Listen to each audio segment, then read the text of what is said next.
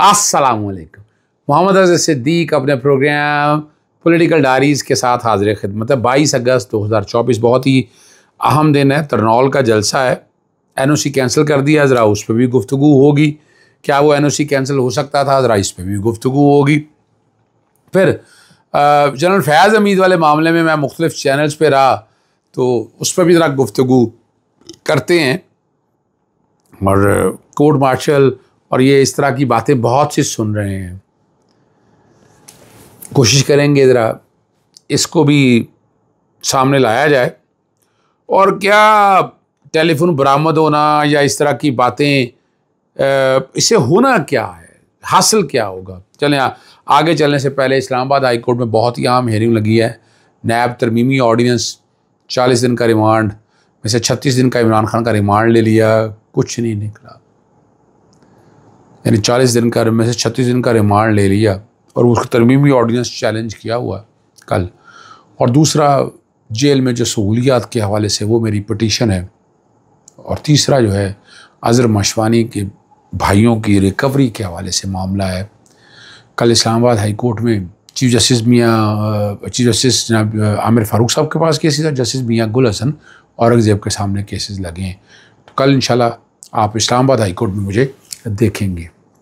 और बैरिस्टर दानियाल मुशीर हैं वज़ारत कानून के, और अता तारड़ ने कहा कि फैज़ हमीद के ओपन ट्रायल की हमायत जो है फ़ौज के मामलात में मुदाखलत है। ना तो अता तारड़ स्पोक्समैन हैं GGI SPR के, और ना ही दानियाल जो हैं वो स्पोक्समैन हैं। वो जिस तरह की बातें रिवील करते हैं ना, जिस तरह की बातें रिवील करते हैं तो वो ऑफिशियल सीक्रेट एक्ट में आती हैं। मैं नहीं समझता उन्हें इस तरह की गुफ्तगू, और जो कंट्रोवर्सीज खुद क्रिएट कर रहे हैं। यानी आपने जनरल फैज़ हमीद का ट्रायल करना था, करते रहे हैं जनाब। कोई जेलर पकड़ा गया, कभी अंदर पकड़ा गया, कभी उससे फ़ोन आ गया, इससे फ़ोन आ गया। ये क्यों कर रहे हैं गुफ्तगू आप? अगर आपको उसको इन्फॉर्मेशन दी था, आपने खुद उसको देखे सिविल मामला खुद बना दिया। ये तो हुकूमत वक्त नालायक हुकूमत है ना, और मुलाजम है। आज 22 अगस्त 2024 है आपके सामने। देखिए ये इस तरह की गुफ्तगू क्या मुनासिब है।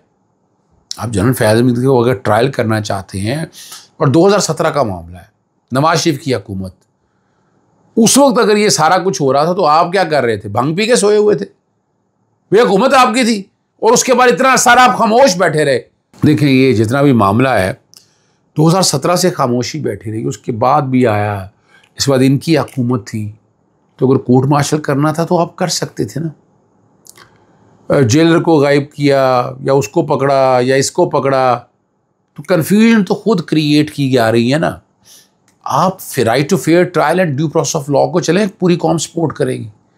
अगर किसी ने कंस्पिरेसी की है, किसी ने अगर बगावत की है, तो बिल्कुल सपोर्ट नहीं करेगी, याद रखिएगा कौम। लेकिन इस तरह बंद कमरों में अगर फैसले होंगे, जैसे अभी बताया जा रहा है, और इमरान खान ने बिल्कुल ठीक कहा, नहीं वो बताया जा रहा है कि जनाब वो एक टेलीफोन होता था, आम सा टेलीफोन, उससे गुफ्तगू कराई जाती थी और उससे इंस्ट्रक्शन ली जाती थी। पता नहीं क्या क्या बातें सारी सामने आई। वो बुशरा बीबी और इमरान खान के दौरान पैगाम रसानी थी। क्या कोई दहशतगर्द हैं? क्या ऐसा हो गया? चले फ़र्ज़ करें ऐसा है भी, फ़र्ज़ करें for the sake of argument, अगर ऐसा है भी तो क्या है ऐसा इसमें? अच्छा आर्टिकल भाई मैंने वो जो है ना द बैरिस्टर दानियाल, तो मैंने एक बात बड़ी की, मैंने कहा मुझे बता दें 4 केस, 2 में सज़ा सस्पेंड होगी, 2 में इमरान खान से बरी हो गई। इमरान खान तो इस वक्त सज़ा याफ्ता भी नहीं है, ये ज़हन में रख लीजिए, सस्पेंड हो चुकी हुई है। और बाकी केस में तोशा खाना के अंदर ज़मानत उनकी दरख्वास्त आई हुई है, और या उस पर बहस होनी है, उस पर बाकी चलेगा। 190 मिनट में ऑलरेडी ज़मानत हो चुकी हुई है। 9 मई के मामलों में, चले 9 मई में भी ज़मानतें आप कह दें पड़ी हुई हैं, लेकिन बुशरा बीबी उसमें बरियत हो चुकी है। तो 9 मई को इस तरह जोड़ने वाले अब तो एविडेंस पहले ही नहीं है। अब ये जिस तरह की बातें की जाएगी, इससे एविडेंस क्या नज़र आएगी? बड़ा मुश्किल काम है इस तरह की एविडेंस सामने आना। और फिर दूसरा देखिएगा ना, फिर सवाल बड़े उठेंगे कि जनरल फैज़ हमीद के बारे में जो बातें कर रहे हैं, तो फिर वो सवाल बड़े आएंगे ना कि जैसे लोग कहते हैं कि जनाब ज़मान पाक से चले और कोर्ट कमांडर हाउस तक गए या बाकी जगहों पे, कहीं जगह पुलिस ने रोका नहीं, कहीं रुकावट नहीं डाली। रुकावट तो डालनी चाहिए थी ना। रुकावट नहीं डाली, वो रुकावट।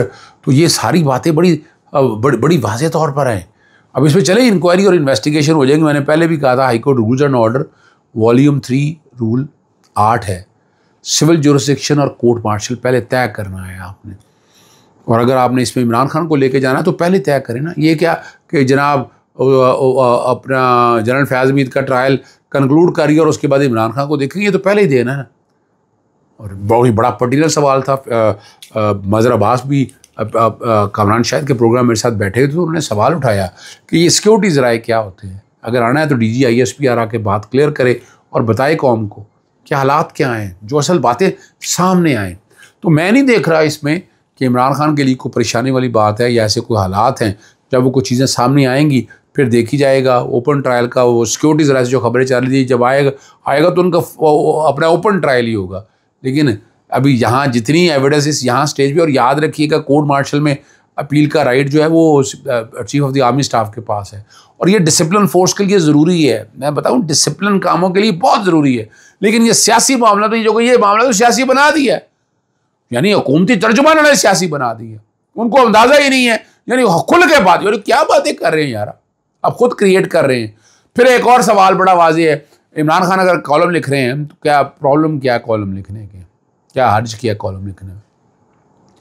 आपको क्या पाबंदी है?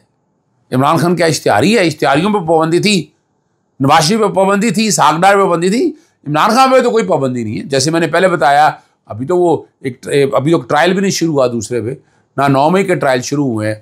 तो अभी तो फिलहाल इमरान खान तो एक समझ लें अंडर ट्रायल प्रेसिडेंट भी नहीं है। और अगर वकीलों के जरिए भेजते हैं तो उसमें क्या हर्ज है? क्या हर्ज क्या है? क्या कोई बगावत हो रही है? अगर बगावत हो रही है तो सामने लाएं। वो आपने पिंडी साजिश की तरफ से केस बनाने की कोशिश की थी, काबीना से मंजूरी ली थी, कुछ ना मिला। फिर FIA से कोशिश की, तब कुछ ना मिला। तो अब वो अपना सरकारी गवाह सरकारी बैठ के बनाकर जनाब वादा आप गवाह जो मर्जी आप करते रहें, आपको रोक सकता है कोई? सवाल है कि क्या था? अगर टेलीफोन पे बात भी कराई, अगर चले फ़र्ज़ करें, वैसे तो टेलीफोन पे जैमर लगे हुए हैं वहाँ पर। क्या लगे हुए हैं? जैमर लगे हुए हैं। क्या लगे हुए हैं? जैमर लगे हुए हैं। तो किस तरह बात होती थी? यानी बहुत से सारे सवाल आने हैं। फिर आपको पता है जियो फेंसिंग के हवाले से वो डाटा सारा आ जाना था।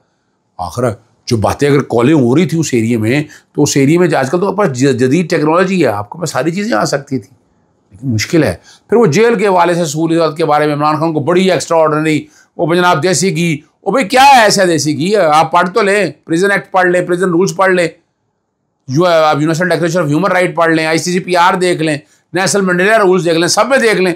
वो सहूलत देनी है इमरान खान को, खेलों की सहूलत देनी है। खाना वो खुद खा सकते हैं, टेलीफोन खुद कर सकते हैं, व्हाट्सएप पे कॉल तो अब कराते नहीं, खाना खराब हो जाता है, ये सारी बातें। और इसीलिए मैंने कल इस्लामाबाद हाईकोर्ट के सामने दरखास्त आनी, मैंने दरखास्त दी है कि मुझे जाने की इजाज़त दीजिए, मैं विजिट कर सकूँ, मैं जेल का मुआयना कर सकूँ। आए मीडिया को ले जाए, जो बातें बता रहे हैं ना कि बहुत बड़ी लेविश सहूलियात दी हैं, मीडिया जाके देख लेता है, अंदर जाके देख लेगा क्या सारी बड़ी सख्त सिक्योरिटी है वहाँ अंदर। यानी मैंने कहीं मुलाकात के लिए जाना होता, पता नहीं है कि चीज़ तो तलाशी होती है, पेन आप ले जा नहीं सकते, कागज़ आप ले जा नहीं सकते। तो ये टेलीफोन और ये सारी बातें जो है ना, और मैं हैरान हूँ जेल के अंदर टेलीफोन कैसे ले जाते हैं, जरा इसका जवाब देना। तो फिर आपकी सिक्योरिटी फारग है ना, कि आप जेल के अंदर भी अगर टेलीफोन लेकर चले जाते, वहाँ तो टेलीफोन तो दूर दूर तक नहीं जाना देता। मैंने वो देखा है, वो अगर वो स्टूडेंट वगैरह हैं तो वो कमरे के अंदर छोड़ के जाते हैं, वो जेल के अंदर नहीं लेके जाते फ़ोन साथ। हाँ, जब इमरान खान की अपना वीडियो कॉन्फ्रेंस वगैरह थी तो उसके लिए वो चलते रहे, आप कह सकते हैं, लेकिन उसके लिए भी इंटरनेट की सहूलत की ज़रूरत है आपको। मोबाइल पे अगर चले, मोबाइल पे अगर किया भी है तो वहाँ पर है। तो ये वाला बयानिया भी जो है ना, ये भी ज़मीन बोस हो गया। मुझे नहीं नज़र आता कि इमरान खान इसमें कन्विक्शन। आखिर में सिर्फ इतनी बात बताएं, तनौल के जलसे का NOC ख़त्म कर दिया, तौहीन अदालत है। लास्ट टाइम भी किया था कमिश्नर ने, तौहीन अदालत थी, और वादा किया था कि इस दफ़ा ही रोकेंगे, जलसा होगा 22 का, फिर आखिरी स्टेज पे कर दिया। अब इस पर सुबह का जलसा यकीनन हो रहा है, नहीं रुक रहे। इस हवाले से 144 का जो नफाज किया है वो भी गलत किया। 144 का नफाज तो हो नहीं सकता था, ये भी याद रखिएगा। कैसे 144 का नफाज कर सकते थे, लेकिन 144 हो रहा है। जब दिल चाहता है, जलसा करीब है तो 144 का नफाज कर दो, यानी ये मजाक बना हुआ है। और मैं 144 का नफाज भी वो चैलेंज करने लगा। सुबह हाईकोर्ट में बात होगी, परसों समाअत के लिए रखी होगी इंशाल्लाह, लेकिन कल मैं समाअत दरख्वास्त जो है ना वो मैं दायर कर दूँगा, ताकि आप समझ सकें हालात और वाक़यात को। और जो है ना, चौधरी परवेज़ इलाही से मुताल्लिक़ जो गैर ज़रूरी दरख्वास्त दायर करने के ऊपर ना नैब को जुर्माना हो गया। वो रिकॉर्ड मांगा था, रिकॉर्ड देने की आगे उसको ऐसा हाई कोर्ट में चैलेंज कर दिया। लाहौर हाई कोर्ट के डिवीज़न बेंच ने 2 लाख रुपए जुर्माना किया है नैब के ऊपर। अब बातें ऐसी चलती रही कि जनाब पता नहीं क्या होना है। चले आखिर में PTI के 2 अरकान की कौमी असम्बली की रुकनीत मनसूख हो गई है, 2 अरकान बहाल हो गए। फराज नून और चौधरी बिलाल एजाज की रुकनीत मनसूख हो गई, वो जो कि रिकाउंटिंग वाला मामला आ गया ना जी, इजाज़त है। और अब्दुर्रहमान कांजू और इज़हार क़य्यूम की रुकनीत बहाल हो गई है। और अब सीटें जो होगी 2 नशिस्तों के साथ 108 से 110 हो गई हैं।